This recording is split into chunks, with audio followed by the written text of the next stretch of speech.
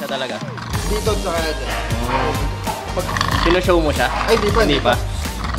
Ang ganda niya dyan. Artlist.io.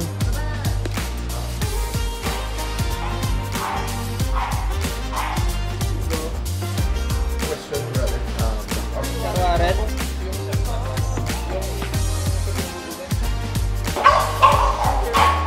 What's up guys? Nandito tayo ngayon sa Knuckleheads Bullies. Kay brother Gerald, no? Brother, salamat sa pagtanggap sa amin, ha? Oo naman, bro. Yan. So, paano ka ba nagsimula sa pagbubully, bro? Ano, bro, nag-start ako 2019 bago mag-pandemic. Nag-start lang as hobby na kumuha ako ng isang aso na pang picture-picture lang sana sa social media.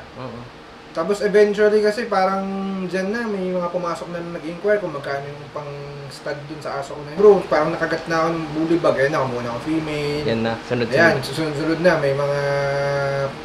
May ups and downs din naman na nangyayari talaga. Part ng breeding eh, no? Oo, ganun talaga, brother. Ngayon, yung plano namin, kaya kami nandito guys, is to pa-stud si Yoga kay Juicy J.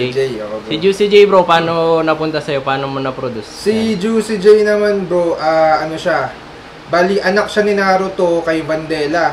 Si Vandella at saka Naruto, parehas na anak ni Lil Woozy. Bali, Kaya times. si Juicy J, 2 times Lil Woozy siya. Pero hindi siya direct.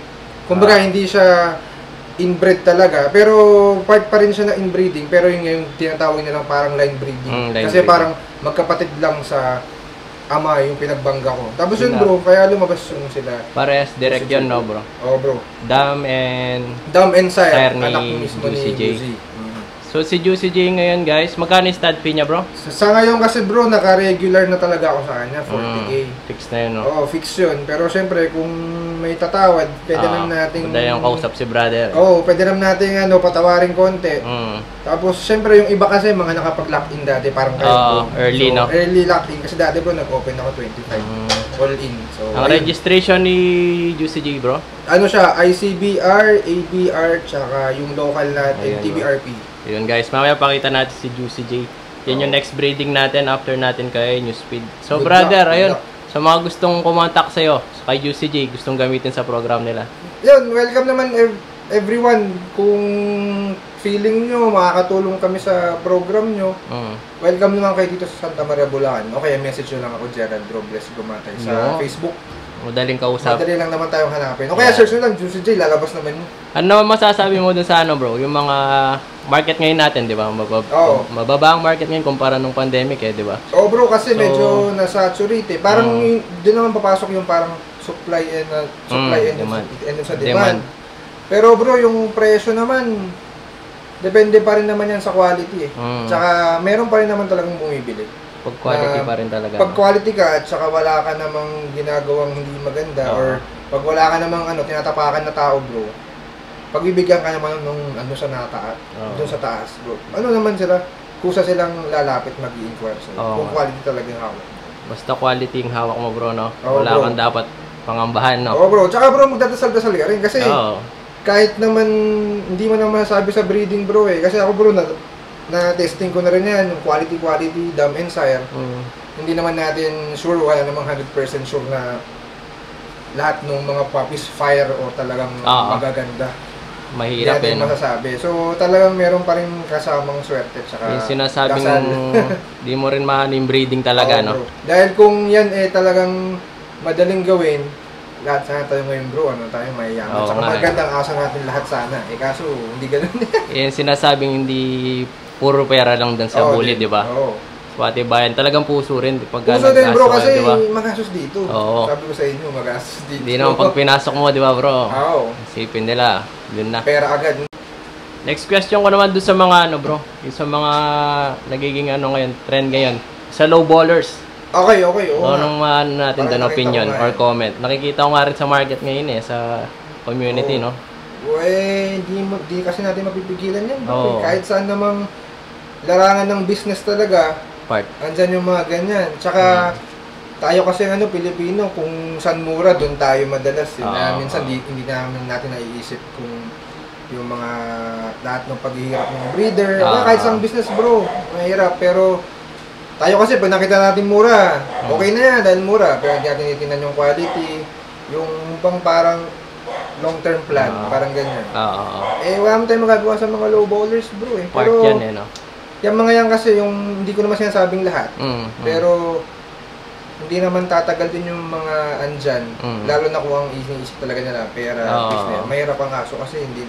Kung talaga gusto mong yumaman, tingin ko hindi rin ito yung kasagutan talaga para yumaman ka. Kumbaga, dapat mahal mo talaga to eh. Tsaka parang, nandito kasi pumapasok yung sinasabi ko na parang passion for profit. Kumita ka man o hindi, as much as happy ka, at saka gusto mo yung ginagawa mo, hindi ka naman nihinto dyan. Yun. Saka maraming sacrifices behind breeding, di ba? Hindi naman agad yung stress, effort, yun ang hindi nakikita ng mga breeders na bro, ang dami natin nilalabas na hirap tsaka effort dyan. Na minsan nakukuha pa yung oras natin sa family o kaya sa ibang business dahil sa mga aso. Dahil syempre buhay yan. Hindi lang naman nagbe-breed ka for ano lang di ba? Pera or ano. Hindi rin. Kasi ako, andito ako para mag-breed, para makagawa tayo ng sarili nating aso na mapagyayabang natin, na kaya nating sumabay. Production din no? Yun ang mga reason ng mga nagbe-breed guys. Behind everything, no? Tsaka yun, ang goal lang naman natin, maging great lagi eh. Yun lang. Greatness talaga, yun ang goal din. Yun, thank you brother naman bro, anytime. Yan, Nagelheads Bullies. Guys, kung gusto nyo gamitin si Juicy J, kontakin nyo lang si brother. Yan. Thank you, brother. Thank you. Pakita na natin si Juicy J. Sige brother. Sige.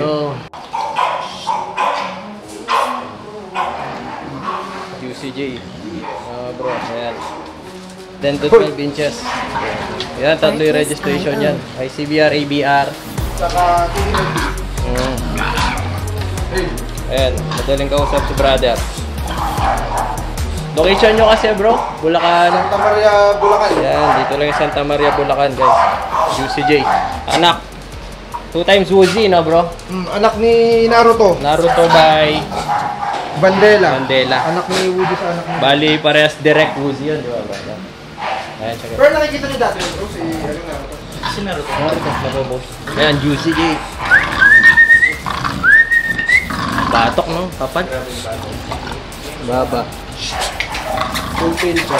Full tail. Full tail Lexo. Oops. Kita na kayo. Yan. Sino mo na ba yan bro? Hindi pa. Dito lang siya talaga. Dito tsaka dyan. Dito. Sino-show mo siya? Ay, hindi pa. Ang ganda niya dyan. Juicy J. 2 times Woozy. Next breeding natin to kay Yoga guys. Ulo, full tail, compact, butok. Short. Brother Jared nang bahala dyan. Oo. Sana magkaano tayo dyan. Puppies. Sa 2 times Woozy breeding natin. Devil Spit, bali linya natin yan bro no? Oo. Devil Spit breeding no?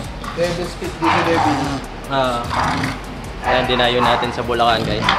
Abangan nyo yung update natin dito. Thank you bro Sige. Welcome brother. Sana sir? Ito yung mga micro na friendship bro. 1 year old. Grabe. 1 year old no? Solid. Ganyan na yan brother. Hindi pa namin Grabe. try eh. Lalaki? Saan lang siya? Grabe no? Hindi. Ganyan lang yan. 10k lang ngayon. 10k stud fee niya. May nakalock in na dalawa. Di pwede si Yoga dyan bro. Liit niya. Pwede naman, sekreto lang. Kala ko months lang siya. China? Ano parang walang liit din. Dito yung sarili mo. Ganda.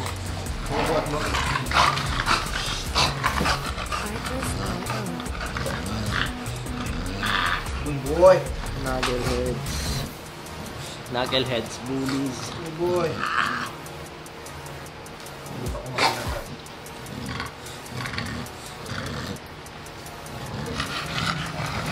Yo, kahit i-pag mo na sila. Sige. Baba na natin. Sino hawak sa kanya, Brad? Sila na lang. Dito para massage. Dito na lang, Chok. Ikaw yung talent pa. Paano yung angle ko yun? Balikot siya, bakit babae? Gano'n mo ulit, Chok. Oo. Pa. Wala pa. Pwede yan. Wala pa.